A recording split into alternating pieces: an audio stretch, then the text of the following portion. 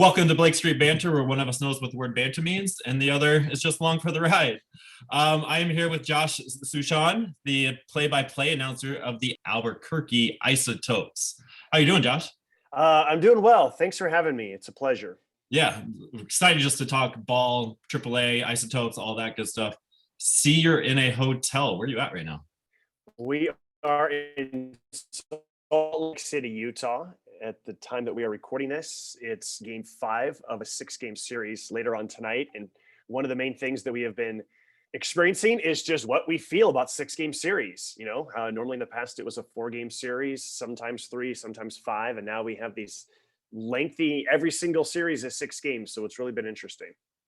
That was actually one of my questions. So let's just dive into that. So do you like it as a play-by-play announcer? Have you talked to the players at all about it? Do they enjoy the week in one spot, the little less traveling?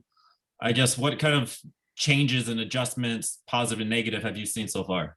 Yeah, so I'm still trying to figure out if I like it or if I don't like it. So far, there's more about it that I like than what I don't like. So let me kind of break down some of like the details of it for you. I know that having spoken to Zach Wilson, who oversees the Rockies farm system, he likes it because it's giving players and staff a dedicated day off. So everybody is always off on Wednesday in our league, and all the other leagues, everyone is always off on Monday. Mm-hmm. So from a rest standpoint, that is something that player development definitely likes. I think that just managing your pitching staff and managing days off for players, both the physical side and the mental side, are all really important things that is allowing players to get the day off. I also really enjoy knowing that I'm going to get one day off. My first year in the league, we had 8 days off the entire season, and 3 of those 8 were spent during the All-Star break. We played 144 games in 152 days, and that just made no sense to me. And so to be able to have this many more days off is great. So that's good. Personally, I like it when there's a winner of a series. And so I like it when there's a 5-game series, so that, you know, look, it's each one of your 5 starters and who wins the series. And so by the time you get to game 6, it's a little bit more interesting in this because it's a rematch, usually, not always, but it's usually a rematch of the game 1 starters. So that adds a little bit of an interesting dynamic. I like that we're in one city for a while and you get to pick a bunch of different restaurants to go eat and get to go see a number of different things within a city. I know that the minor league teams like it and the major league teams do, because this is going to be cheaper rather than, I don't know how many flights are going to be on this year, but it's fewer than in the past because you're just not flying every 4 days. You're flying, once a week, or actually every other week, because of the way that the home road breaks down. So there's some things like that. Now we're in the start of a 2-week road trip where it's 12 games in 13 days, and we'll have a 12-game homestand. And from a business standpoint, that's probably not ideal, trying to get people to buy tickets for a 12-game homestand. People might pick 1 game, maybe 2 at the very most. I think you'd rather have them spaced out a little bit more. And you also kind of worry that when you leave for 2 weeks, are your fans going to forget about you and just get in the habit of doing something else in the summertime? So I think those are all things that work into it. I'm not allowed to be around the players, so I haven't had too much time to ask them what they think. We had a group call with Greg Bird earlier this year, and he really seemed to like it. He thought it was going to be interesting as the season went along. He said it feels like it's always a playoff series, whereas sometimes if you just play 3 or 4 games, the series is over before it even gets started. And so he thought that it'd be interesting to kind of see the ebb and flow of a series. So overall, there's more that I like than I dislike, but we'll see how I feel at the end of the series, at the end of the season, especially after some of these really long 2-week homestands or 2-week road trips. Yeah, that Greg Bird piece is very interesting because I think players, me personally, in my professional life and personal life, I kind of set goals, mini goals, 1 day, 3 days, first quarter, second quarter, that type of stuff. So when Greg Bird says the series part is kind of like a playoff game, and kind of referring back to winning the series is a big thing. That is a thing that ball players have to think about. And then you're adjusting that a little bit with these 5-game series, 6-game sets. I never really thought about like, how does that affect the mental psyche of a ball player? Somebody like Greg Bird, especially, who's trying to make it up to that major league, make it to Coors, and all these little goals, these little steps to make him successful. you got to kind of adjust what you've been trained to do over the last 20, 25 years. Yeah, and I think the other thing, even just from like a strategy and X's and O's standpoint, once a team figures out your weakness, if they're getting you to swing at a certain pitch or they're getting you out a certain way, then you really need to figure out an adjustment because they're going to keep doing that. Or on the other hand, if you're just crushing a team, you're just going to continue to crush a team, whichever way that is. Even like, you know, to go back to a guy like Greg Bird and Sam Hilliard and some of our other left-handed hitters, I think it's interesting to see how the shift is employed against those guys and how that changes throughout the course of a 6-game series, and how they might start off with a super radical shift and then they make it not quite as radical, or maybe they start with a more basic shift and then at certain times, you know, they'll move the third baseman into shallow right. So I think that just, you know, there's certain things that a coaching staff is going to know based on what the scouting report tells them, and then based on what their eyes see, they're able to start making more adjustments in terms of the way that we position our players. And so all those kind of things I do think that it's interesting. But look, the number one thing about the 6-game series is that we're getting more days off. And that is really important mentally, physically, everything. Especially when you think about these guys didn't play last year. And once we get later in the season, I'm sure that there's a lot of organizations that are going to be concerned about the number of innings that guys throw. And so just by having more days off, I think it just allows the managers and pitching coaches in order to just have a better feel for the workload for everybody on their staff. Right. On that, like I just went to, so I'm in Grand Rapids right now, and I just went to the West Michigan Whitecaps game. They were playing the Lansing Lugnuts, Oakland affiliate. And the starting pitcher for the Oakland affiliate, the Lugnuts, he only pitched 1 inning. He pitched like maybe 30 pitches. No, not 1 inning. One time through the lineup. To go into that developmental piece, do you see the Isotopes, the Rockies, doing any weird little things like that? Because when I saw that with the Lugnuts, dude, it just screamed Oakland. Like, we're going to go through the lineup once. We're going to give you this battery analytics, stats, and all that kind of stuff. Do you see anything like that just from all the ball that you see from our affiliate? No, not really. That's not something that you generally see at AAA anyways. Most teams, by the time you get to AAA, they want their guys to be mimicking what their role will be in the major leagues as much as possible. I think that those are the types of stuff you see more often at low A or high A. I think that league is now high A. I think that's one of those that got moved up to high A, Yeah, but I they're even high A lost now. track myself. But yeah, you're right. I mean, those are things that the A's are going to look to do, and it might be that they're just looking to manage, you know, workloads and pitch counts and all that kind of stuff. I don't know. You know, there's a few teams, like we played Sugarland a lot. That's the Astros affiliate. And I don't know if this was a coincidence or not, but most of their relievers would go 2 innings, 3 innings. There was one case where someone went 4 innings. It seemed to me, and I haven't been able to talk to people since we're not allowed on the field, to kind of find out exactly what the strategy is behind that. It just made me think that the Astros want to build up a lot of bulk pitchers, guys who can go anywhere from 2 to 4 innings. So I just thought that was an interesting strategy. That Houston AAA team also just had a ton of really good prospects. I want to say that they had 8 or 9 guys on their AAA staff that were in the top 30 prospects for MLB Pipeline. So it might just be that that's the way that, yeah, I mean, they're really good. And maybe that was just a way in order to get all of them workload. But, you know, there's a lot of times with the Isotopes, the starter goes 5 and then it's 4 different guys who will go 1 inning after that. So I still think that it's early enough in the season that it's hard to see exactly what, you know, any type of, you know, strategy is from that end. But I don't think there's anything too radical in order to answer your question about what the Rockies are doing right now. Right.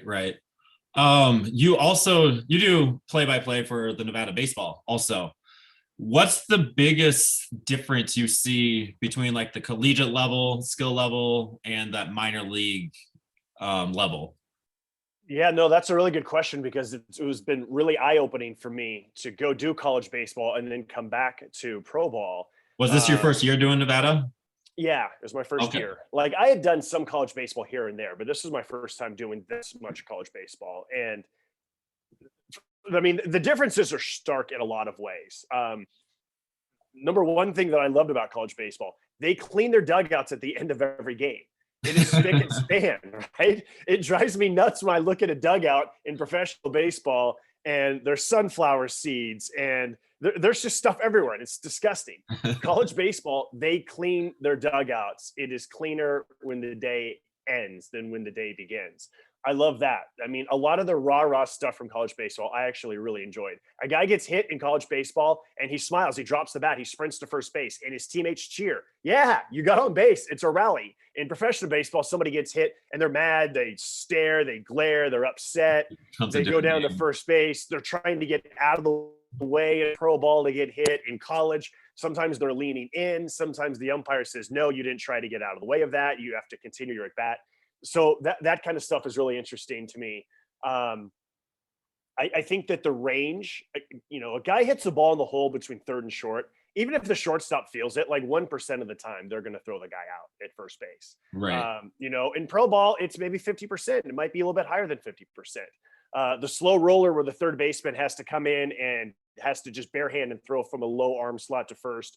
That play gets made over 50% of the time in pro ball. That play gets made maybe 25% of the time in college ball. And if it is, it's because it was bunted pretty hard and they had time to glove and transfer and then throw over. That skill set. I think if there's a foul ball down one of the lines in foul territory and, you got a long run in order to get to that, that's a ball that doesn't get caught very often in college ball, but does in pro ball. So there's some things like that. And obviously the velocity and things like that, you're going to notice. I really enjoyed college baseball. I had a blast doing it and look forward to doing more college baseball in the future. The other main thing is just they're trying to win in college baseball. And in the minor leagues, yeah, they'd like to win. But if you're on the roster, you're going to play in minor league baseball. You may not play a lot, but everyone is going to play a little bit.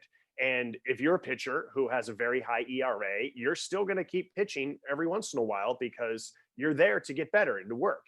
College baseball, if you're not performing, you ain't playing. You're going to sit on the bench. It is very much a case of these are our best 9 to 11 position players, and they're going to play almost every single inning. And these are our best 3 starters, maybe our 4th starter for the midweek games, which we didn't have a whole lot of because of the pandemic. And these are our 3 best relievers, and we're going to use them for as many innings as we possibly can on the weekends. And we're going to go to our closer in the 4th inning. And our closer's going to go as long as he can go until he runs out of gas. And I love the different strategy that was involved in college baseball. And that's what happens when you just play 3 games a week or maybe a midweek game. So the changes were vast. And I would actually really encourage people to go out and really get into college baseball because I love minor league baseball. I love the rehab. I love the hot prospects. I love the guys trying to make a comeback. I love the late bloomers. I love all of that. I love being able to watch a Rockies game and see that just about the entire roster are guys that came through our team that I know that these are my guys. These are like my nephews. But there's something about college baseball that's really special too about the intensity of it and how much they care and how much they're trying to win. Yeah, and it's something I've been struggling with because I love college baseball. I grew up in Nebraska. We played a wood bat tournament growing up near Omaha. And that was always right around the College World Series. And so since I've been 10 years old up until 30 when I moved away, I was at Omaha every single year, whether it was in the bleachers, whether it was just around the ballpark. I have Rosenblatt seats right outside in my backyard right now. Like, it's huge. It's fun. It's fantastic. It's beautiful. But the biggest thing is, like, it's not marketed at all. Like, I turn on the Big Ten network during the fall here or the spring here, and I don't see a baseball game on. The SEC does a pretty good job with their network, but I would love for people, like you just said, like, to see more college baseball and get more excited about it, because these games that we've seen in these regionals, these super regionals, have been electric. They've been fantastic, but there's no way to watch them. Yeah, and I don't know exactly why it is that college baseball doesn't get promoted or more attention than it does. I have some theories, but I don't want to pretend like I'm an expert after 1 year of that. But I know that it's a really fun sport. And I know that there's some things that college baseball could do that's somewhat similar to what minor league baseball does.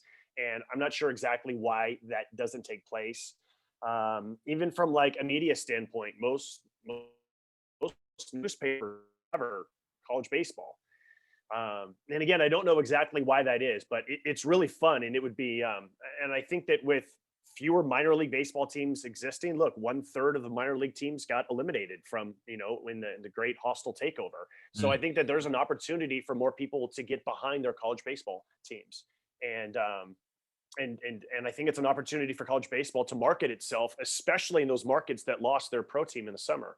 Right. So, we'll see what college baseball is able to do. I do look, bottom line is between ESPNU and ESPN Plus and the SEC network and the Pac-12 network, you are getting more games. You're still not getting as much as I think they can do. And I think that maybe, it's kind of on all of us to spread the word about how much fun college baseball can be if you give it a chance. Yeah, I've seen more college baseball as fun in these last month or two than I have like the previous last 5 or 6 years. Big question. What's the better sound? The wood bat sound or the aluminum bat sound? You get used to the ping after a while. Like that is an adjustment at first when you're only used to the crack of the bat. And then after a while, like I honestly it doesn't even like register. To me, it's more about like the loudness more than the ping or the crack. When a ball gets hit, no matter if it gets barreled up, no matter what type of bat it's coming from, like, it. I think that when you hear a bat get shattered, I think that I noticed that more. I'm totally dodging your question. Look, when I played baseball, all I ever used was an aluminum bat, so that's kind of more natural to me. Right. And honestly, even the fact that you asked that question, I don't know if like some people they're like, oh, it's the ping of a bat instead of a crack. Like I don't know if that gets into people's heads about this product that you're watching. Right. I just know that it's really fun. And when a ball gets barreled up, it's really fun to see what it does. Yeah. And it's fun seeing some of those barrels celebrations from college fans. College fans are just as ridiculous as the college players, like you were saying earlier. Yeah. Yeah. So and again, that's what makes college baseball so much fun too, is just the way that people just get into it the way that they do. Yeah. Yeah. All right, let's talk some Rocks. Again, Albuquerque, you're the man up there. You've been up there, almost 10 years now? Since 2013, and the Rockies joined us in 2015. So I have a few questions on like these fan favorites of Rockies coming up like this past year. Justin Lawrence, Connor Joe. A lot of us still love our Sammy Hilliard. And just like, is there that same excitement down in Albuquerque? Like when I saw Justin Lawrence for the first time, that sidearm with the kind of the Craig Kimbrell look at him, he just looked like he was going to be super fun to watch. Like, is that also down there in Albuquerque live? Like, do fans get excited about it? Do you get excited about that kind of stuff? Connor Joe? Well, I definitely get excited about Justin Lawrence. I mean, he's really fun to watch pitch. In terms of what our fans are getting excited about, that's always a really difficult question to answer, because most people, when they come to a minor league baseball game, they're coming to 1 or 2 a year. You're hoping that they're knowing the players or getting to know the players. By the time that Justin Lawrence comes into the game, it's usually the 9th inning. Some people have already gone home. Were they there because there's post-game fireworks? Were they there because it was teacher appreciation nights and they got tickets that way? You're never quite sure how much people are really going to a minor league baseball game because they love the baseball versus how many are there because it's the fun thing that you do in the summertime. And because I'm at the top of the ballpark, I'm really not like in the crowd to know whether people are like into that. And just like how college baseball, how is it that college baseball can market itself more? Minor league baseball has this thing where we can't market the players because we don't know who the players are going to be and how long we're going to have them. And so minor league baseball becomes, the marketing is much more on giveaways and mascots and fireworks and theme nights and, doing a mariachi night where you're trying to do these things that don't have anything to do with baseball because you don't know who the players are. I'll give you a quick example, which is from a long time ago. There's a guy by the name of Brian Cavazos Galvez. He was from Albuquerque. He went to college at the University of New Mexico. He had finished the previous year at AAA Albuquerque. It looked like he was probably going to be with the Isotopes again the following season. They made some billboards that said like, your hometown team. And while it didn't have his name, people knew that it was Brian Cavazos Galvez and he was on billboards. As it turned out, he wasn't with the Isotopes that year. He was at AA. Oh, no. And again, it's not like the Isotopes did a marketing campaign around him, but they used his image, right? Because people knew who he was. And so that's just one example of how, when you don't know who the players are day to day, week to week, it makes it really hard to market that. And I think that's something that we all struggle with. And I try to do as best I can to just, these are the players and these are their stories, get behind them and you'll care more about the team and these guys. But then the next thing you know, the Rockies have an injury and Lawrence is up in the major leagues for a month. Right. Yeah. And kind of, so I guess, do you see people have to be knowledgeable enough, right? So like when they saw B-Rod and Freeland about 3-4 weeks ago, actually that wasn't in Albuquerque, was it? That was Freeland had one in Albuquerque and one in El Paso. Rogers had his entire time in El Paso. Yeah. So, but do you see like the crowds grow a little bit more for like those kind of things, like those big starts? I think they did a little for Freeland. They definitely did for Cody Bellinger. Cody Bellinger came to Albuquerque on a rehab assignment, and look, he's the reigning MVP. Albuquerque still has a lot of Dodger fans, right? They had a Dodgers affiliate for like 40 years here or something. I mean, that definitely moved the needle. There was a lot of people wearing Dodger gear and Cody Bellinger jerseys, trying to get autographs and all that. When Matt Kemp came to Albuquerque, I think that definitely moved the needle. I'm trying to think about some of the other Rockies who might come down. I mean, when Freeland came down a couple of years ago, it's because that he was really struggling. And so I don't know how much that like moved the needle from an attendance standpoint. Right. I remember when Brendan Rodgers first got moved up from AA to AAA, they were talking about it on our local sports talk station that carries our games. And a bunch of people started to call in. And I remember just thinking like how impressive that was, that people are like, oh yeah, I want to go out. I want to hear about this guy. I want to see this guy that the people are talking about, who's this top prospect. So I think it's only the elite guys that really move the needle. But again, that becomes the challenge for me and everybody else to educate people about who these guys are so they can come out and see them. Yeah. And we talked to John Traub probably a few months ago, and just listen to what you're saying now from the baseball promotion piece of it into what his job is get people in the seats from a promotional aspect. And it's very interesting seeing the two. You guys have the same goal, but you have two completely different ways to get people in there. Yeah, I mean, even like when Ryan Rollison made his AAA debut, we're trying all that we can on social media to spread the word, like, hey, Ryan Rollison, top Rockies pitching prospect, come on out to see him. And, and he comes out and the first inning, he strikes out the side, and you're like, okay, here we go, the top Rockies prospect. And then in the second inning, he gets knocked out. And so then you kind of feel dumb, right? But then he pitches really well at Sugar Land, and he pitches really well his next start back at Albuquerque. And I remember again, trying to hype it up. And it's like, he was facing Dalton Jeffries, and it was the rematch. It was game 6 of the series, and they had both pitched game 1. So now here they are in game 6, and it's a day game. And I remember hyping it up about this great matchup, Jeffries versus Rollison. Then I get the lineup and Rollison's not in there. And I'm like, oh man, I guess he got called up. And then you find out later on in the day, no, he had his appendix removed. And so there's just things like that where you're doing everything that you can to try to spread the word and tell people, hey, there's this great prospect, come watch him. And then the first time he gets knocked out in the second inning. And then, the third time he doesn't start because he got his appendix removed. And it's really easy to just bang your head against the wall about what do we have to do in order to try and get the word out about this baseball stuff. But, those are just things you can't control. So what are you going to do? Right. That's just part of minor league ball, right? Just you have no idea what the next hour, the next day looks like. Yeah. Players. So two vastly different players. I just want to pick your brain on this. So Ryan Vilade am I saying his name right? Vilade. Vilade is 22 years old, second round pick, a lot of super huge upside. And then there's this dude, Wynton Bernard, who has a sweet baseball name, but he's drafted in the 30th round. He's 30 years old, and they're both doing the same thing, but with completely different expectations.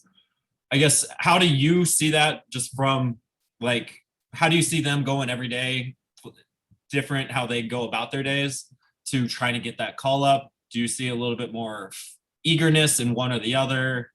Does the pressure ever get to Vilade as opposed to Bernard, who's just out there having a good time? I guess, what differences and comparisons do you see? I think that's one of the things that makes minor league baseball really so interesting too, is you have these two guys who are pretty similar in their body type, pretty similar in their game. They're both outfielders. They're both hitting in similar types of spots in the order. and they're teammates and they're trying to win games together and they're trying to help each other and be friends. And yet they're also trying to get to the major leagues. And again, because I'm not allowed to be around the players, I can't give you a lot of insights about those two guys. I have talked with both of them on Zoom calls. And so, I mean, I don't know in terms of like any type of pressure that they're feeling or anything like that, but I know that they're both really fun to watch. The thing that stands out to me about Ryan Vilade is the number of times when the at-bats that he's having where he's down 0-2 or 1-2, and then is just fouling off pitch after pitch after pitch, and then lay off this tough slider down and away, and then foul off another pitch, and then lay off this nasty changeup.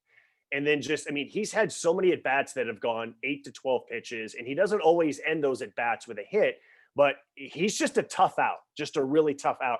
And I think it's really fun the way that you can just see somebody just get better. Look, this guy skipped AA. He's going from single A to AAA after barely playing an entire year. I think he was at the alternate training site. Yeah. So this is a huge adjustment for him. He's 22. The average age at AAA is like 25 or 26. Yeah. And I think he's just going to keep getting better. And it's fun to watch him get better on a day-to-day basis. And he's learning a new position, right? He's in the outfield now after being an infielder his whole life. And to be candid, there's times that he has horribly misplayed balls this year, but he's getting better. His defense now compared to the first week of the season is already a huge difference. And he's going to keep getting better. I see him out with Warren Schaefer at 1 o'clock in the afternoon, taking fly balls before a 6:30 game on a regular basis. That's awesome. Yeah.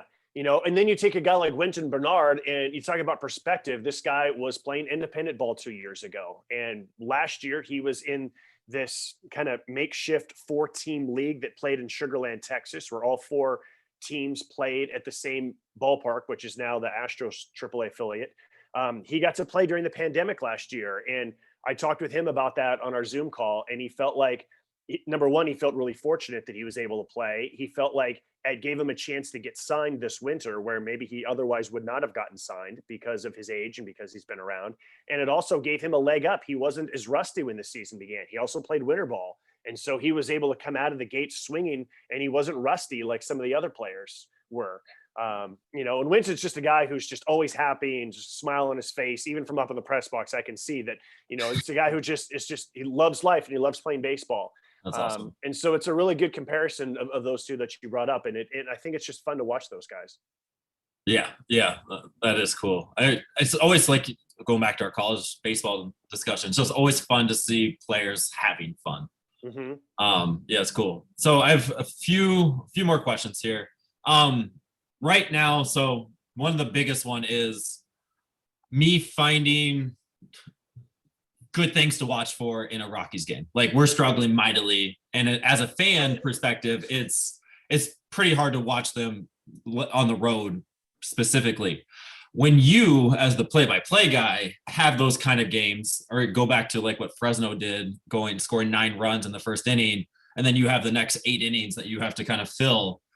How do you get through those long days of summer type games? Like, as a play-by-play dude? Yeah.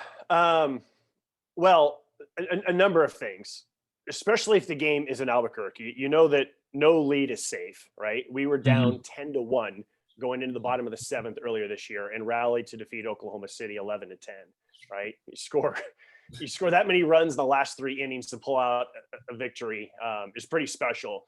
Not that happens on a regular basis, but you know in the back of your mind that can happen. Baseball, and that has right. happened. You know, is that going to happen in Miami or in Cincinnati? Probably not. But those things can happen a little bit more often in Denver, Albuquerque. So that's number one. Even, you know, on the last homestand, we were down, 5 going into the 9th, and then hit a 2-run homer, another home run, and another home run. So it was 3 straight home runs. So that cut the lead down to 1. All of that came at 2 outs. And then the last out was made, so we lost by 1. But I remember even saying a 2-out walk, and I said, you never know. It's what I said on the air. You never know, 2-out walk in this ballpark, you never know. And then 3 straight home runs, and here you go. It's a 1-run game. So I keep that in the back of my mind. I also know that there's certain times that I'm going to just celebrate baseball. I'm glad that I do a feature each day called This Day in Isotopes History, and I can take something that happened and rather just saying the details. Oh, Mike Tauchman had 2 hits and 2 RBIs, and the Isotopes won on this day 5 years ago, and then use that to talk about Mike Tauchman. and what he was like to watch and his evolution as a AAA guy, as someone who was a below average AAA guy his first year and then was extremely good and then was out of his mind his third year as an all-star, and how he caught Farhan Zahidi's attention. And Farhan has been trying to acquire him for a number of years and finally got him with the Giants, and talk about the two great catches that he has made to rob home runs and the grand slam. And this is also my way of trying to beat it over the head of our fans that our players are really good and they go on to do great things in the major leagues, and talk about guys like Pat Valleca, and be able to just use like those segments as a springboard to just go through whatever is in my brain at the time about my memories about that player. And then sometimes I'll do this day in overall baseball history and look for something that's just fun. And I'll look for something that I can relate it to. Yesterday's game was the start of the Dodgers infield, Garvey, Say, Lopes, Russell, where they started their run of 8.5 years as the Dodgers infield.